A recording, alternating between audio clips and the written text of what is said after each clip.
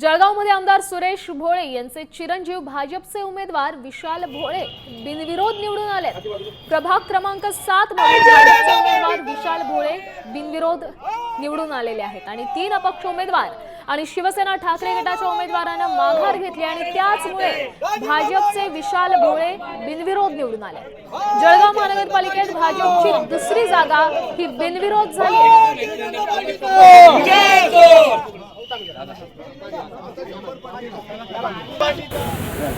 दुसरं खाता है का तीसरा खाता है दूसरी विशाल दादा काय सांगणार या ठिकाणी आमदार सुरेश भोळेंचे चिरंजीव म्हणून तुम्ही पहिल्यांदाच या निवडणुकीचे रिंगणात होता आणि पहिलीच निवडणूक तुम्ही या ठिकाणी बिनविरोध झाले आहे, कसा आनंद आहे? मी सगळ्यात आधी भारतीय जनता पार्टी आणि आपले देशाचे पंतप्रधान